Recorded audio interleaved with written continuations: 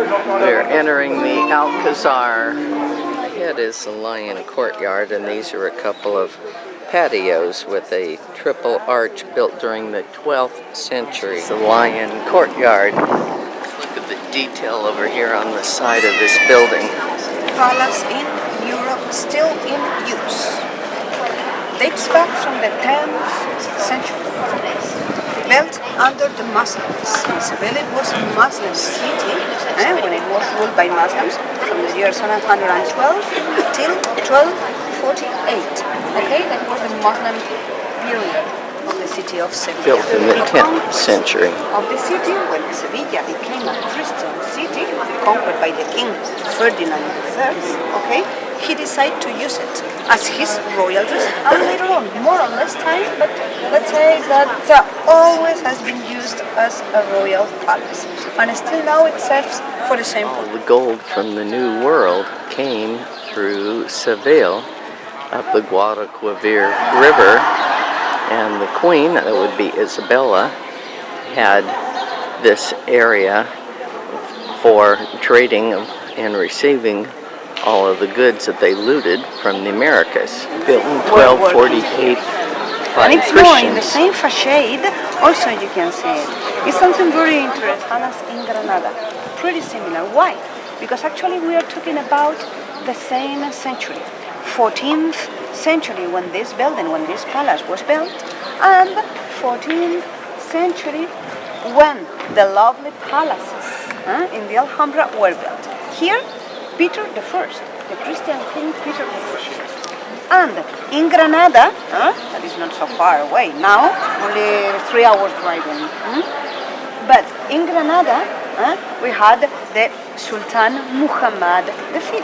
Okay, Christians here, Muslims there. But we know that both rulers had a good relationship. Okay, and also we know that artisans, carpenters, architects from Granada came here to Seville to participate in the construction of this palace.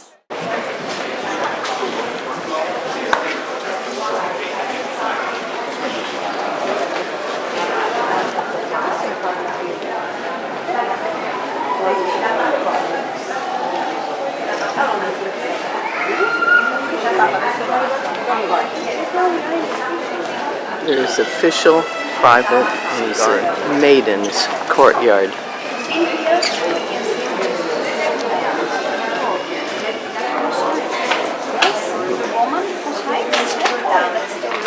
Of this decoration as well. Probably better is plaster work. Okay, the plaster work. That's a mass made with plaster, dust of alabaster, with sand, then with milk, with the white of the egg. Okay, and with all that they do a kind of mass, and later on they pour it into molds, wood molds. Okay, and they are directly to the wall. On a rare occasion, the king of Spain stays here. This is his palace, and he stays up here. And when the family is here, of course, the entire palace is closed to the public. This was built as a single-story castle, and you can see where the roof was around the garden here. And then a couple centuries later, they added the upper floor. 16th century Renaissance. Elizabeth from Portugal and Charles V. Ambassador's room. The Hall of the Ambassadors was the main hall of the palace and was used as a throne room by King Don Pedro I, where he received important guests. The room is square, similar to the Muslim Kuba, where the square symbolizes the earth and the dome would be the heavens.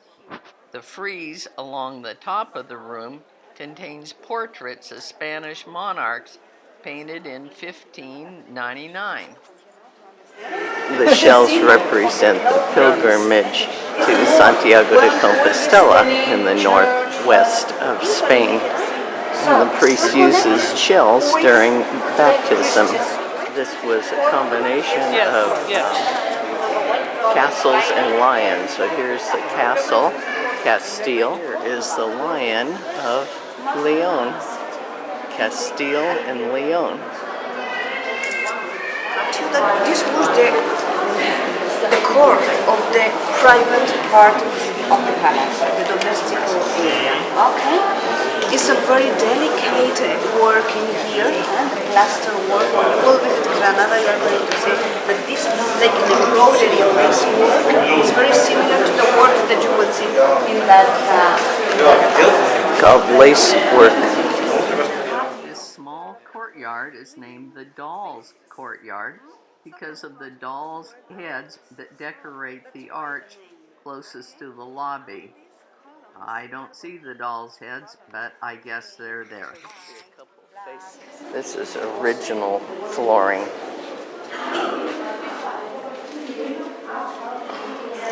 Kinds of wood inlaid with different kinds of wood and colors as well, and with bones of animals. It's wood inlaid with bones of animals Something very similar and paint. this work, this decoration. Okay? Again, artisans from Granada. Very nice tiles. Oh, there's more tiles in here too. Very pretty.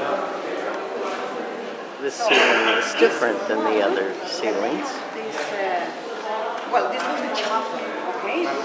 This was a chapel. Ceiling is 16th century mahogany.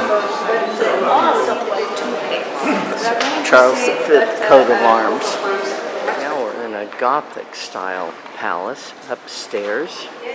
Same building. But this was the add-on.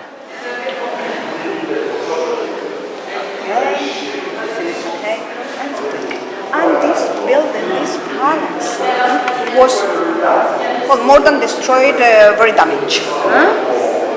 Later on, and for the wedding of the Emperor Charles V in that 16th century, it was rebuilt, but it was decided to keep to maintain the Gothic arches and the Gothic palace.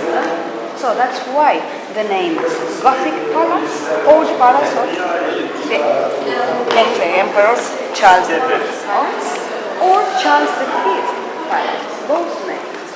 Why? Well, shortly after the reconquest of the city, in that 13th century, in here it was built a new palace. Now, in the next room we are going to see it, okay? And then these were Columbus. Done for the Charles V's coat of arms. From Portugal. Okay, his wife. Coat of arms of Isabel of Portugal, who married Charles. Tapestries were a good way of educating people who were illiterate. This is a map of the Battle of Tunisia. This map is totally upside down. South is on the top. Here's Spain.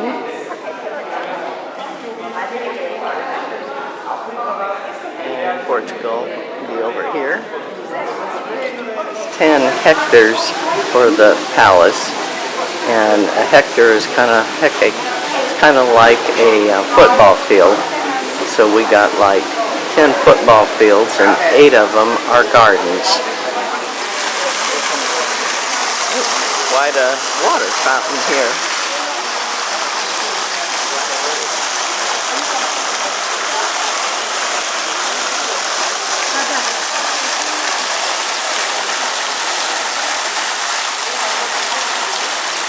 And in the water, we have a lot of carp, along with a few other fish. It's 12 o'clock.